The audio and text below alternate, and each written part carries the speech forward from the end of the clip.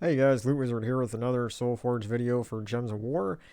So we have a new event going on, new things in the Soulforge, and new troop. So let's go and check all that stuff out. Let's go over to the Soulforge first and check some of that out, starting with weapons. This face stick weapon, I think, is a part of the event going on, so we'll check that out when we get that far. It doesn't look like an amazing weapon. It just does a little splash damage, then explode 8 gems. The mana color is mostly just a mana generating weapon. The damage is, it's okay, but it's not fantastic. We'll take a look at that a little bit more later. I think that's a part of that event going on. But if we scroll down, there is a couple of weapons here. One that I think is pretty good, the Reaver. This weapon is, it does splash damage to an enemy. It creates 4 red gems boosted by Tauros allies. Now, these guys are, there's some pretty powerful ones. There's a Guardian that's for it that takes the red mana, which works really well with this weapon. And then you also have Ketris the Bull. And you do have a class, it's called the Shaman class, which makes all Tauros allies start with half mana. So that's something too that's really good. And I have a team set up with that we can check out in a little bit. Primal Axe is also an okay weapon for Wild Plains allies. It generates mana for it. There's a few good troops in that kingdom, but I would definitely get Reaver over the Primal Axe. Now, the Doomed Maul is not really the best Doom weapon. It does heavy splash damage to an enemy, and then it will stun all red enemies.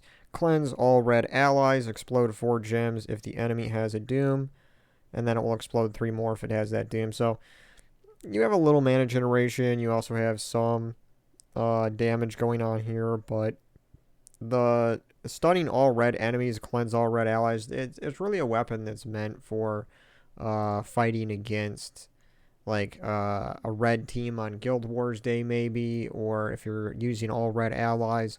And I've tried to use these before, and they're okay, but they're nothing really fantastic.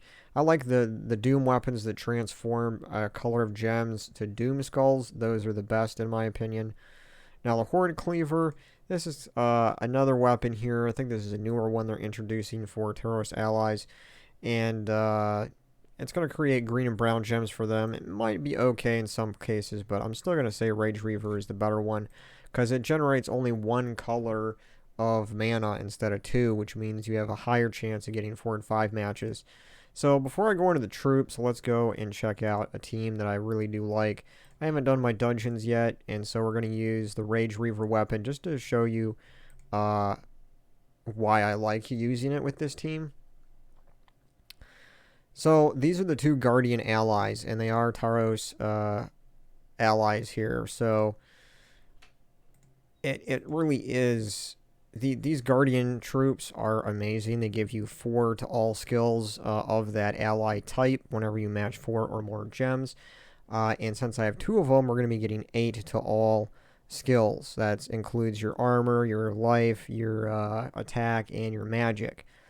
Now, since this hero class, the Shaman class, is a Tauros, it will receive this bonus as well, which means you're going to get a higher splash damage here. And then you have Ketris the Bull, which is a really amazing troop in this team because its damage will be boosted by its attack, life, and armor. Right now it's doing 113 extra damage because of that. But remember, with the 2 Guardians in here, we're going to get an 8+ bonus to each skill point for all of these every time we match a 4 or 5 gem. So we have a 4 match right here. So when we do this, everything just got boosted. So now this is going to do 128 damage instead of 113 just from that 1 match. So this is a really good team. Now I do recommend using a, I think it's the Meteor banner for this team. And what it is it's going to give you a boost to red, double red, and then 1 to brown. Because the Reaver weapon will be using brown mana, as well as Ketris the Bull is using brown. So between those 2, you get the brown, and then of course you want to focus on the red, because the weapon itself, when I cast it, it's going to create all that red mana, which filled up everything again, and then it gives us all those 4 matches. So as you can see here, we got quite a few 4 matches going on, and this got boosted. Remember, it was 113 when we started. Now it is at 179. So the great thing about the Guardians is, too, they're going to shoot out their spell attack twice. So if there's like one enemy left, and let's say it has barrier, the first attack's going to hit it, and it will remove the barrier, and then the second attack will do damage to it. So, now looking here, we have blue. We'll use that, try to get that full. But I'm going to go brown. We'll get Rage Reaver up, and we should get a 4 match at least out of that. We got 2 of them. And then we got that was set up. We got another one. Even another one. So, here's another one. There's a lot of 4 and 5 matches. I got lucky here, but this is now boosted to 200 damage. And remember, this is going to do splash damage, so it should kill all 3 of those. And I should be able to clean up this last dungeon battle really quick with this team, and then we'll head back over to the Soulforge and look at the troops.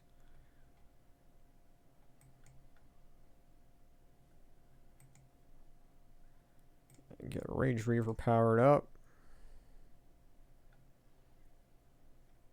And we'll go ahead and use this. Kill like those 2 at least. And then this should finish it off.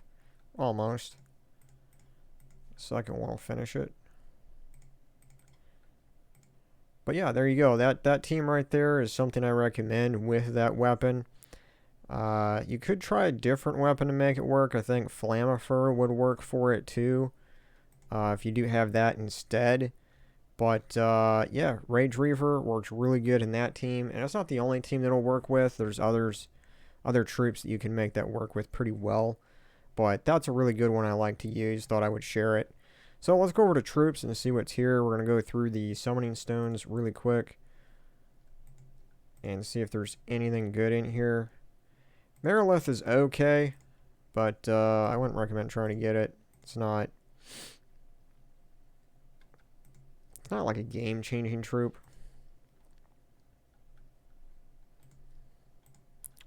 We're down to Purple Day. Don't really see anything yet that stands out.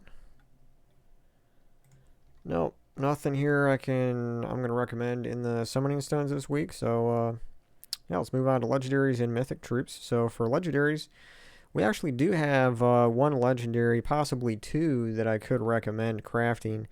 So let's go over these. Gorgotha, or Gorgatha, however you want to pronounce this guy's name, is a wonderful mana generator. It really only gets better as you level up more and you gain more magic here to explode gems. It cleanses itself when you cast it, plus it will explode gems based on your current magic.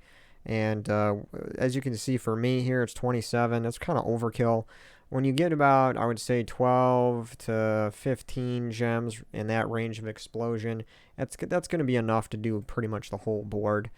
It is a 15 mana cost, but it will reduce damage from skulls by 75%, which is really great. So it's a good like defensive troop plus a mana generator. That's great. Sylvana Mora is a dragon troop. Explodes a column and deals 28 damage to all enemies.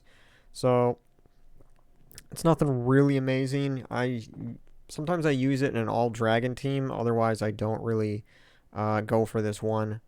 Kraken is a good legendary troop.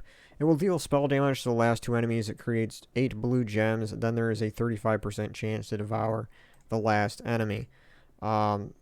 So the 35% chance is still kind of a little on the low side, but when it does happen, it is beautiful, and it's a decent legendary. But it's eclipsed by the power and might of Yao Gai. This thing is mythic level, even though it's a legendary troop. It will deal 30 damage to the first 2 enemies, boosted by my life. It's a third of your current life on this troop will be added to the spell damage. And then it will steal 4 magic from both enemies. Then it transforms all purple gems to red. And then in its last trait, it will steal 3 life from the first enemy when matching red gems. This thing is an absolute beast of a troop, and I recommend it I recommend getting this thing. Like, it is amazing.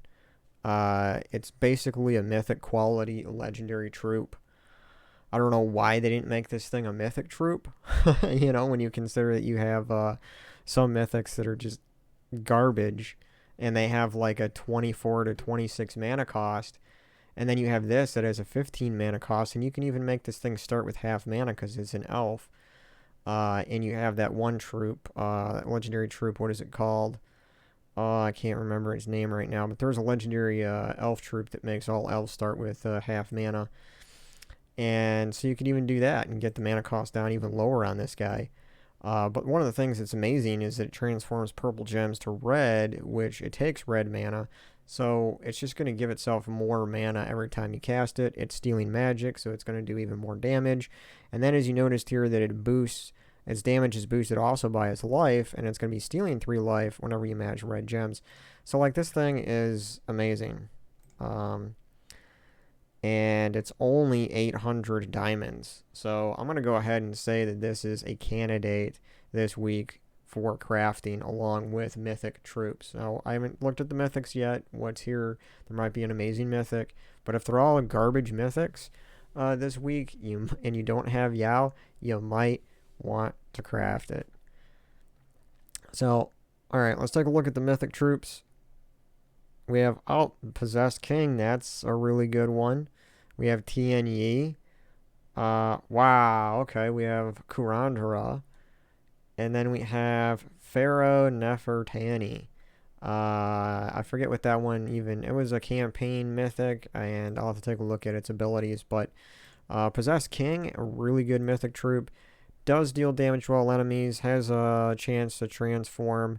3 separate 20% chances to transform a random enemy into a demon. But most people use this, including myself, for the extra mana generation. If you have this last trait unlocked and you have it in your team, it will passively explode 2 random gems on every 4 or 5 match. And do not underestimate how much extra mana that can give your team in a match. So this is a really good candidate for a #1 craft, or at least it was until I saw Kurandara. Now, Kurandara is one of these, this was, I think, an early campaign mythic as well. But this thing is amazing. Deals spell damage to an enemy boosted by Doom Skulls, and then it will convert yellow gems to Doom Skulls, and then it will conjure a Doomstorm. Now, the only thing is that it doesn't take yellow. That, if it took yellow mana, I think it would be even better, but it's still really powerful the way it is. Doom Skulls are one of the most powerful damage mechanics in the game. So, and with the yellow gems, you could use, a Stormcaller class to get yourself a Light Storm every single turn. You have more yellow on the board. The only issue there would be getting this thing full of mana first, and then able to cast it. But it does conjure Doomstorm, and there isn't very many troops at all that can conjure that kind of a storm. Now, looking at its traits, it has a 50% chance to curse all enemies when matching 4 or more gems. That's probably going to happen every time you have this in your team and match a couple of those 4 or 5 matches. So, and that's really important for things that you want to devour or stun, that are immune to stun. If an enemy troop is cursed, you will be able to bypass whatever it's immune to. So that's really amazing. Man, it's hard to say. Kurandara or the Possessed King. Let's check out Pharaoh Nefertani here. What does this thing do? First of all, it's a 24 mana cost. It's considered an undead troop. And it does 31 damage to an enemy boosted by death-marked enemies, curse, and disease all enemies. And its final trait, it death marks a random enemy when matching 4 or more gems. First trait, it will gain 50 bonus souls from battle. I believe Pharaoh's Ra gives you 150% bonus souls, so this is kind of on the low side for that. Especially since it's a mythic, I would expect that to be a little higher, but it's not. And it looks like it's using Deathmark as its key really ability here, and I don't really care for Deathmark. Curse and disease all enemies is going to be useful for some cases, but curse alone doesn't kill an enemy, and disease alone does not really killing enemies. So, you know, Deathmark can kill enemies, but you have only a 10% chance that they're going to die each turn, and they can recover from it. So 10% chance is very, very low. Now, you're probably going to have a lot of stuff deathmarked constantly because of the 4 and 5 match, and if you have a storm going, something like Mountain Crusher would help with that, and this does use brown. But if you're just relying on deathmark for your kills, it's probably going to end badly for you a lot of the time. So I would say this mythic troop is not really a good mythic to use often. So with that in mind, it's a pretty low tier. I would say TNE is going to be better overall than Pharaoh. So what I'm thinking here, how I'm going to rank this is, and let's include Yao in this because I consider Yao to be basically mythic quality. So considering that, I would say, man, considering that, I mean, these mythics are really, some of these are really good, like Kurandara and the Possessed King, but they're 4,000 diamonds. Yao is only 800. That is amazing. Jeez, which one to go with? I mean, the Possessed King is a little more universal, because you can throw it in pretty much any team, and it'll make that team better as far as the mana generation goes. However, Kurandara, you're going to have to... It's really just a monster in its own right. So, I'm going to say Kurandara is going to be number 1 mythic to craft this week, and then the Possessed King is going to be number 2. And if you already have these two, and you don't have Yao, get Yao. If you have Yao and the Possessed King, get Kurandara. If you have Kurandara and Yao, get the Possessed King. You know, it's something like that. That's what I would say. So, but yeah, as far as just ranking the mythics here, I would say Kurandara is number 1, Possessed King is 2, TNE is 3, and Pharaoh Nefertani is 4.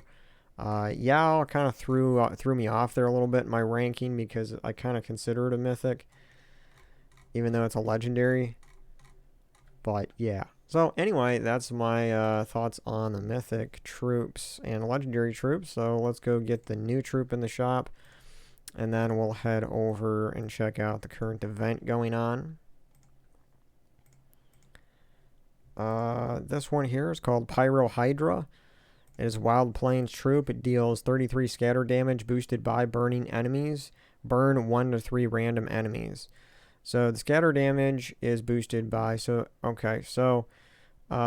boost ratio is 8, so you're going to get an extra 8 damage added to the scatter damage for every burning enemy. And I'll say this really isn't that good, and it's probably going to work best for you if you get this troop early on in the game, because this boost ratio is not based on magic.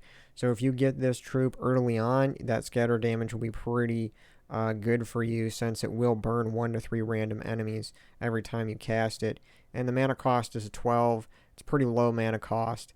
So yeah, I'm going to say this would be a decent troop early on in the game. Once you're later in the game, it won't be really that good. So I'm going to grab a few of these. And then we're going to check out the current event called the Wild Ways. And that's probably called that because we're using the Wild Plains troops for this event. It's just a guess, but yeah, it's probably what's going on. So it's another one of these world event things, and so hopefully we're going to go and try to get our badge. But yeah, here is the new weapon. Oh, hey, look at that. I got a mythic Aquaticus in the shop. In the last Soulforge video, or the one before the last one, didn't I get Ketris the Bull? Like, my luck with mythic troops this year is amazing. I don't know what's going on, but my luck is totally different this year with that. So that's cool to see another mythic come from the shop. But yeah, as I was saying, here's the weapon. We're gonna get it, and then we'll upgrade it. We'll see what kind of upgrades it has for us. But we need to put the metal in here, and it's skull and spell damage. So that's nice. That means it's going to be a good event because whether they're skull troops or spell troops, we can use either one. And I don't know why they don't do that every single match or every single event, because that would, you know, if they're going to, I'll just say this, if you're going to be lazy as a developer and not look at what troops are available for the event, whether they're doing skull damage or whether they're doing spell damage, you might as well just put the metal in there that gives us the option to use spell damage or skull damage every single time. It's going to be better for you and for us. I'll just say that. So, let's go here and I want to check out this face stick weapon. It's kind of a funny name too, face stick. Upgrade it, and let's see here. Deal 3 splash damage, gain 4 mana, gain 2 attack. So there's really nothing special in here at all, except it gains 4 mana every time you cast it. So I don't know. I don't think I'd really use that often. Let's see what... Okay, so the troop restrictions are warrior, striker, and it has to be a green mana color. And that's probably going to apply for weapons as well. So let's go in here and see what we have available. If we do base rarity, we can see our most powerful troops. It looks like we have quite a few. We have Aquaticus, Catchers the Bull, King Bloodwood, Mamba Sira, Pan, Tina 9000. Those are the mythics that I can use for this event. And out of those, the best ones for that I can see right now is Aquaticus, Catchers the Bull, Tina 9000, Pan. Mamba Sira is good too. King Bloodwood has its own benefits, but I would say probably these 4 right here are the best mythics. Tina 9000 is amazing. And then for legendary troops, Gloomleaf is not really amazing. What does this guy do? I forgot. 37 damage to an enemy, knock them to the back, drain 7 mana from all enemies. I mean, that could be a pretty nasty one to use with all that mana drain. And of course, I was just talking about Yao here. This guy, I'm just going to throw him in there because he's amazing. And we could definitely use him. Now, see what else we got here. Got Lasher, which does 18 damage to 6 random enemies. So if you don't have any of the mythics, or you don't have too many of the legendaries there, you don't have Yao, you could use that possibly. Ranger maybe. Rhinax, I remember using him at some point. That's splash damage. There's a couple of guys in here that are okay. Lasher's pretty decent. But yeah, as far as legendaries go, Yao is going to be the best one. And that's why I'm going to keep him in there for sure. And then, of course, we have Aquaticus, we have Pan, we have Tina 9000. And let's just see what kind of team we can build here. Tina 9000's mana color is going to get blocked by those two. So I'm going to take that out. And we're going to try to... I could put in this because that's got blue. And let's see what weapons we have available. So it has to be green. And Essence of Evil looks like an amazing choice. We also have Doomed Glaive, which I'm probably going to put that and use that at first because, well, one, it might be one of the best options, really, because we have the bonus to skulls and spells this time. So since the Doomed Glaive is going to create skulls and it does spell damage, it's the best of both worlds. But yeah, you have Garland Staff. There's Jar of Eyes for mana generator. And I believe... Yep, Trickster Shot is available because it has green. War and Peace does damage to all enemies. So there's a couple of weapons in there that are pretty good. As far as class, I'm just going to go with Titan. It's my go-to for most of these events. Banner, we're going to go double green, red, so we can get Yao powered up there. Now I'm taking a negative to blue, and that is what Aquaticus is, so maybe I should go with something else. I could do Tina 9000, but all the mana is going to be blocked by those guys. Maybe we will do Mamba Sira. Unless we have a mana generator in here, but it's Troop Roll, Warrior, and Striker. I don't know if we really have a mana generator as a troop in here. Take a look really quick.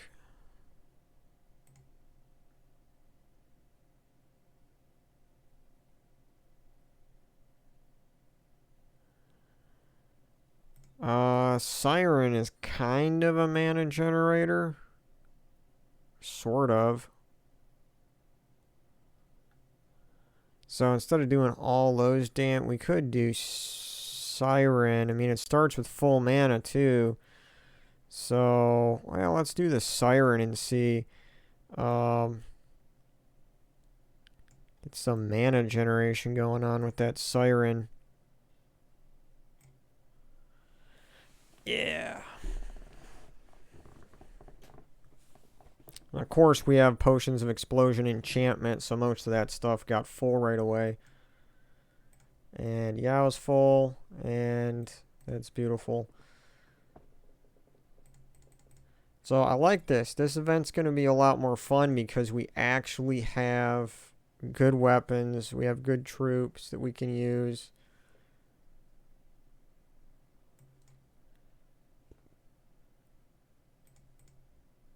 And Pan is a really good mythic troop. Does really high damage.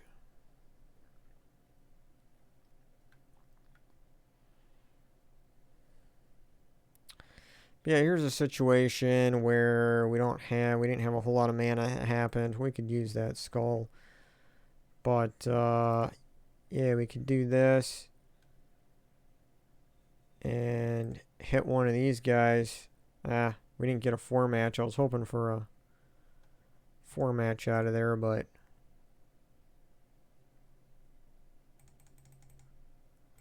the Siren's there just kind of like a backup mana generator.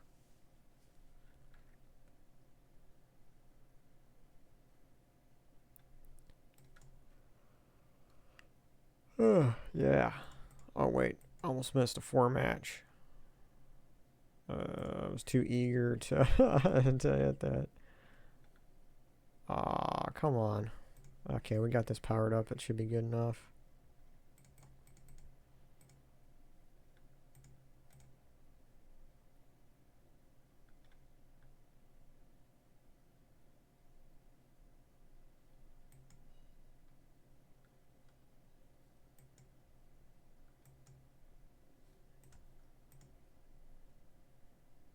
Wow.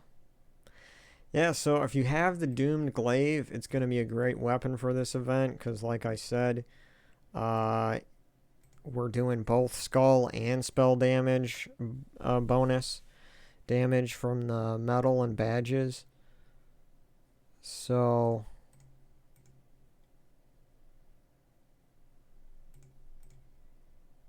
yep, but lots of good troops here. I'm sure many of you can come up with your own teams that work really good for this kind of event. But those are the troops that I kind of like. But we do have some good choices. But that's all I got for you in this Soulforge video this week. So I appreciate you guys, and I will catch you on the next video. Later.